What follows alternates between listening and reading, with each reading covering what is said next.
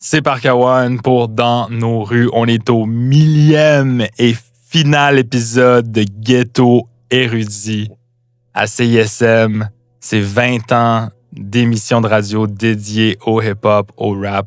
Je suis avec B-Brain, animateur, End of the Week, MC Challenge, La fin des faibles. Comment est-ce que ça file de mettre fin à un aussi gros projet?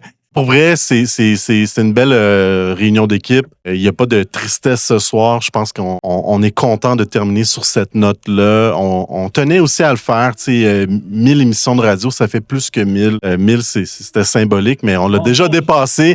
Mais oui, ça nous fait plaisir de réunir des artistes qui ont marqué l'émission, mais aussi d'ouvrir la porte à la relève. Puis, c'est un dernier tour de piste qui a été, je pense, assez bien passé. Je pense que le show était bon.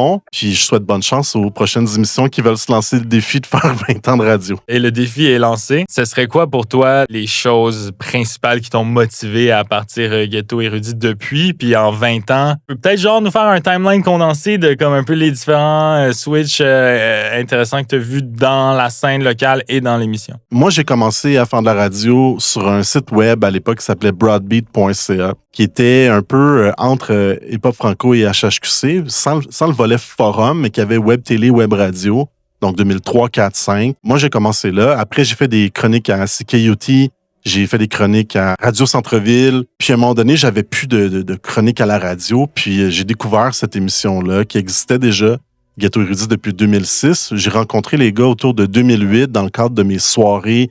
J'avais une soirée mensuelle de rap au Café K.O. On a fait une quarantaine de shows sur 2-3 ans. Puis j'ai rencontré les gars, puis je leur ai proposé de faire une chronique urbaine avec mon ami Noëlla Eugène. Shout out Noëlla. Je suis arrivé ici en tant que chroniqueur. Les gars avaient parti l'émission à Choc, la radio de l'UQAM. Puis au bout d'un an ou deux, il y avait l'émission ici et à Choc. Et à un moment donné, on a juste fait le switch à la bande FM.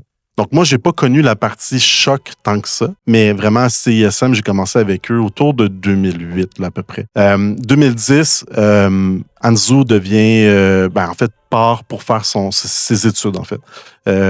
Son doctorat. Donc, le temps est vraiment compliqué pour lui. Je deviens animateur de Ghetto Érudit, quelque chose que je m'attendais pas à ce moment-là. Puis, écoute, mes connaissances, les connaissances des gars, c'est une équipe, tu peux pas faire de la radio tout seul, ça te prend une équipe. Puis ici, ce qu'on avait, Da et l'architecte musical de l'émission, moi, je m'occupais beaucoup de booking, un peu de communication, je montais les entrevues. Anzu a un peu le même rôle que moi au niveau des entrevues, puis il y a eu le site web. Donc, on a vu un peu l'évolution de la scène de 2006 à aujourd'hui.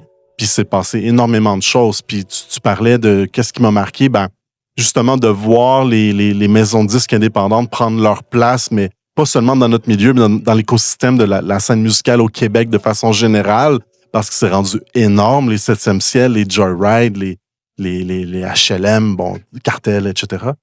Donc, on les a vus évoluer du jour 1 à aujourd'hui. Puis Ghetto Érudit est parti sur la base on trouvait que la scène était mal représentée. Puis je pense qu'aujourd'hui, elle est mieux représentée. De quelle façon est-ce que tu penses qu'elle serait encore mieux représentée? Si tu veux justement passer la balle à la plus jeune génération qui peut nous écouter puis qui font du média parce qu'ils sont tuned in dans nos rues. Shout le gars des archives. Moi, je me souviens quand j'étais plus jeune, quand moi j'ai commencé, en fait, je m'enlignais pas pour faire de la radio, là. Quand j'ai approché broadbeat.ca, mon projet, c'était d'ouvrir un shop zone pour vendre de la merch, des vêtements, des CD. C'est ce que je faisais, moi, dans mon quartier. Là, j'étais le gars qui distribuait des CD. Puis j'ai commencé en vendant des CD dans la rue. Je vendais des CD pour des artistes comme King, par exemple. Okay. King venait me porter des CD, je distribuais les mixtapes. C'était comme... Ouais, c'est ça. Je vendais des CD. OK? J'ai travaillé... Genre, je distribuais des CD comme ça. J'étais le pusher de musique puis de vêtements dans mon quartier à une certaine époque. Puis la radio est arrivée comme ça. Puis je me souviens, j'ai toujours trippé sur la radio. J'en ai écouté beaucoup, j'enregistrais les émissions. Puis c'est comme ça que j'ai découvert le rap québécois. Il y avait Musique Plus à l'époque, où tu découvrais les clips. C'est sûr qu'il y avait le budget de faire des vidéoclips. Puis à un moment donné, je suis tombé sur Nuit Blanche. Shout-out à Dice B. J'ai fait des chroniques à Nuit Blanche aussi. Puis Dice B, j'ai découvert comme plein d'artistes de rap keb qui n'existaient pas à Musique Plus. C'est là que j'ai fait, OK, il y a tout un univers que je connais pas, puis je me suis mis à m'y intéresser. Puis il y avait d'autres émissions là, à CIBL aussi. Puis je me souviens d'un animateur qui disait, si tu veux rentrer dans ce milieu-là, la meilleure manière, c'est d'aller sur le terrain, d'aller rencontrer les gens. On n'est pas inaccessible. Tu peux aller serrer la main de ton meilleur artiste si tu veux, c'est facile. Puis c'est un peu ça que j'ai fait. Je me suis mis à fréquenter les événements, puis à rencontrer du monde, puis à solliciter. Puis la pire réponse qu'on peut dire, c'est non. Donc, faut aller de l'avant, faut avoir du front. Donc, il y a tout ton réseau social, ton réseau de contacts. Puis, tu sais, le secret de la longévité, je sais pas c'est quoi.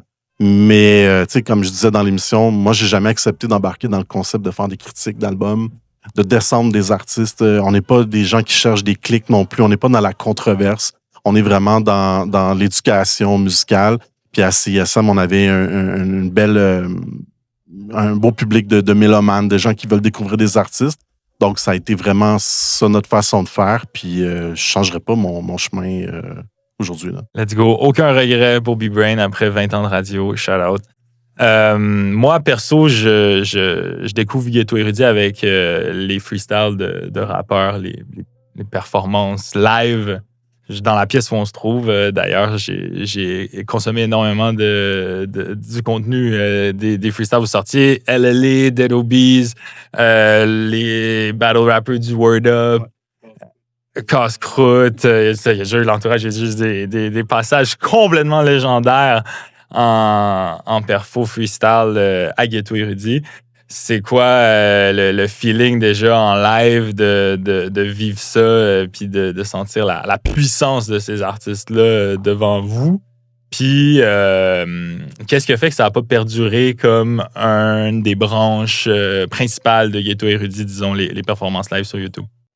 Côté performance, c'est sûr, comme vous voyez, la pièce ici, c'est un petit local. D'avoir un dramatique qui spit des bars, quelques-uns de ses meilleurs freestyles ici.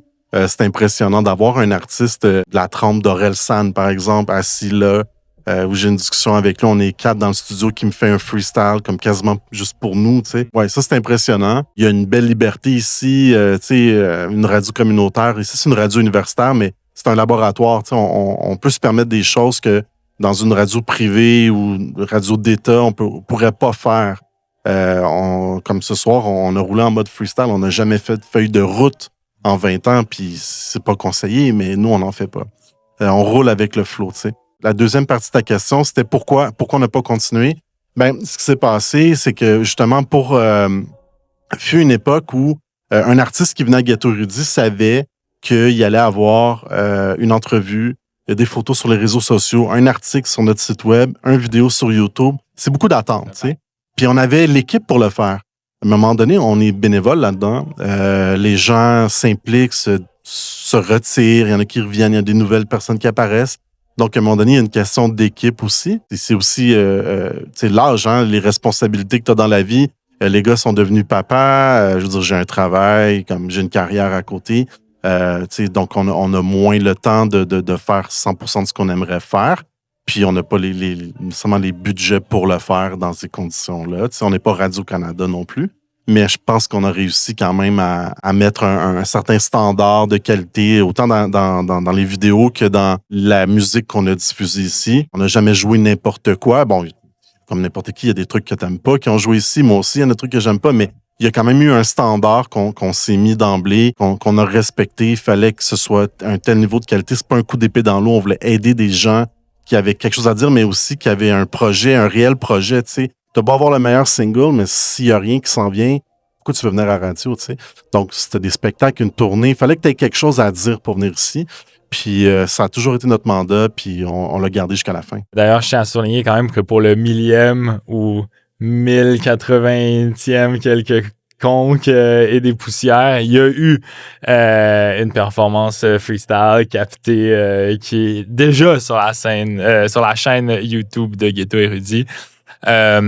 Je t'ai entendu dire que Ghetto Érudit, c'est plus de la radio. C'est l'émission de radio Ghetto Érudit est terminée. Le brand, la philosophie, l'entité de Ghetto Érudit. Est-ce que tu peux peut-être nous dire où ça s'en va, si ça s'en va quelque part, ou c'est quoi l'état des choses, là? Je sais pas ce que les autres vont te répondre, honnêtement, parce que c'est pas quelque chose qu'on a discuté encore. Ce que je peux te dire, c'est que sur les 4, mettons, animateurs, on est 2 qui est toujours actifs, vraiment, soit en tant que producteur, en tant que journaliste, en tant que conférencier, peu importe. Moi, je reste actif. Asma est actif. Dai et Anzu un peu moins, dû à leur carrière professionnelle. Par contre, c'est sûr que c'est la dernière émission, mais demain matin, on ferme pas les réseaux. T'sais. On a énormément d'archives en stock qu'on n'a jamais sorties. Il y a des vidéos qui sont jamais sorties, il y a des audios, il y a des making-of, behind the scene. On a le rêve de faire un vinyle. On avait l'habitude de lancer de la merch. On a envie d'en refaire, il y a de la demande pour. Oui, pourquoi pas? Un événement annuel? Why not? C'est un rassemblement, pourquoi pas? Si c'est la fin de cette formule Ghetto Érudit, mais Ghetto Érudit, c'est plus fort que ça.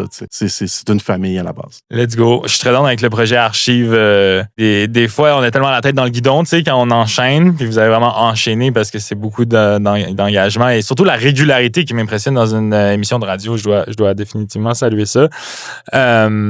Mais l'idée de prendre un pas de recul puis de regarder, OK, c'est quoi qui est en train de dormir sur les hard drives qui peut être intéressant, puis des capsules temps comme ça qui offrent un peu une rétrospective. Je trouve de la scène rap québécoise, des fois, on manque un peu, j'ai l'impression, de rétrospective. Il y a beaucoup toujours, c'est quoi la prochaine affaire, tu sais. Je suis très down avec ça. Ça va être sur la chaîne YouTube de Ghetto Érudit. Comme ça, je m'assure que ça soit. Ou pas. Si c'est pas là, c'est pas là. Ça viendra un jour. Patientez. Chacun fait son affaire à son rythme. Et abonnez-vous à la chaîne YouTube de Ghetto Érudit. Abonnez-vous dans nos rues si vous voulez prendre le pouls de la scène locale du hip-hop au Québec. Sur ce, Park Awan, B-Brain, merci pour l'entrevue. On est out.